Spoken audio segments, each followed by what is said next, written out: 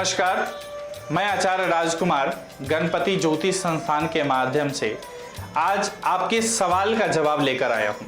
कई बार आपके सवाल होते हैं, जब भी कॉल आता है, वर्कशॉप आती है, तो आपका सवाल होता है कि मेरा प्रेम विवाह या अंतर जातीय विवाह क्या मेरे कुंडली में योग है, क्या हो सकती है या नहीं भी हो सकती है, इसका उपाय क्या है और इसे करने का तरीका क्या है।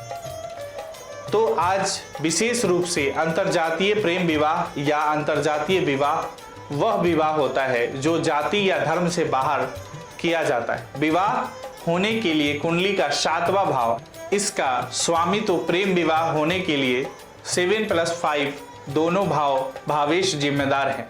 साथ ही अंतरजातीय प्रेम विवाह तभी होता है जब 7वें और 9वें भाव पर शनि या राहु का प्रभाव होगा, क्योंकि शनि और राहु की ही अंतरजातीय धर्म या जाति से बाहर विवाह या प्रेम विवाह करवाते हैं। जब भी कुंडली में 5वें और 7वें भाव के बीच संबंध बनता है या इन दोनों भावों के स्वामियों में से कोई भी एक दूसरे के भावों को प्रभावित करता है, तब प्रेम विवाह होगा। या 7वें भाव या इस भाव के स्वामी और 9वें भाव इस भाव के स्वामी पर शनि या राहु का प्रभाव पड़ने से अंतरजातीय विवाह अंतर धर्म में भी विवाह हो जाता है। शनि या राहु का 7वें या 9वें भाव पर या इनके स्वामियों पर प्रभाव न होगा, तब अंतरजातीय प्रेम विवाह नहीं होगा। वह अब इन उदाहरणों से समझते हैं। प्रथम उदाहरण वृश्चिक लगन अनुसार, वृश्चिक लगन में 7वें भाव का स्वामी शुक्र बनता है और 5वें भाव का स्वामी गुरु, तो 9वें भाव का स्वामी चंद्र होता है। अब यहाँ 7वें भाव स्वामी शुक्र और 5वें भाव स्वामी गुरु का संबंध या शुक्र का 5वें भाव में बैठना या देखना आदि भी प्रेम विवाह की स्थिति होगी।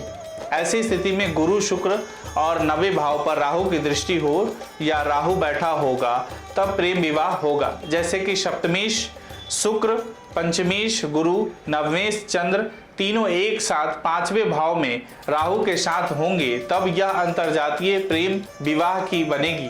क्योंकि अब यहाँ 5वें प्लस 7वें प्लस 9वें तीनों भावों के स्वामी 5वें भाव में राहु के साथ है और राहु की 5वें भाव से धर्म जाति के घर 9वें भाव पर दृष्टि भी है।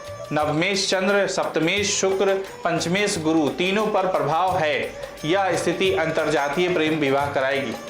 अगर द्वितीय उदाहरण के अनुसार बात करें, कुंभ लगन की कुंडली अनुसार, कुंभ लगन में 5वें भाव का स्वामी बुध होता है और 7वें भाव का स्वामी सूर्य।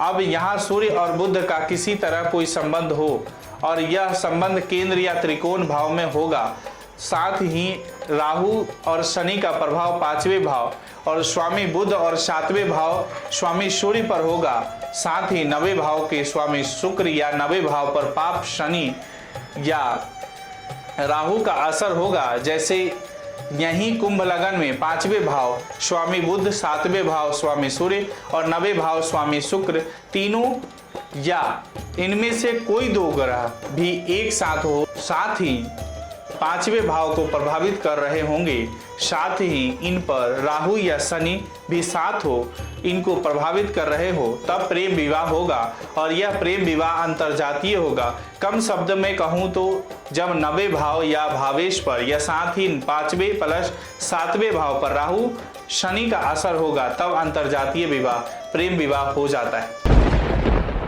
क्या आपने कभी सोचा है क्यों रहते हैं आप परेशान? क्यों बढ़ता जा रहा है कर्ज और दुख आपकी जिंदगी में? क्यों बढ़ती जा रही है घर में कलेश और बीमारियां? क्या आपकी कुंडली में लव लाइफ है? आप और आपके पार्टनर के संबंध में क्यों नहीं हो रहे सुधार? क्यों आती है विवाह में अड़चन? कैसा मिलेगा आपका लाइफ पार्टनर? क्यों नहीं मिल रही है मनचाही नौकरी? पढ़ाई में क्यों नहीं लगता बच्चों का मन? आखिर क्या है इन सब के पीछे का कारण?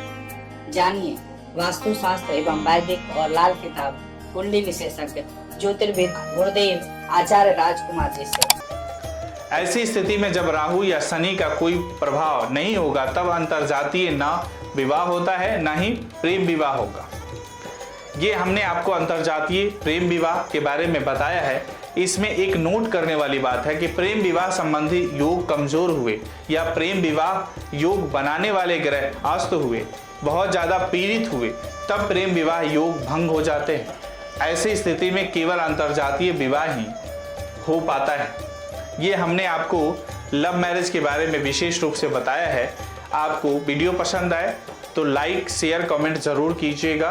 अब अगर आप कुछ जानना चाहते हो तो संस्थान से संपर्क कीजिए। राधे राधे, नमस्कार।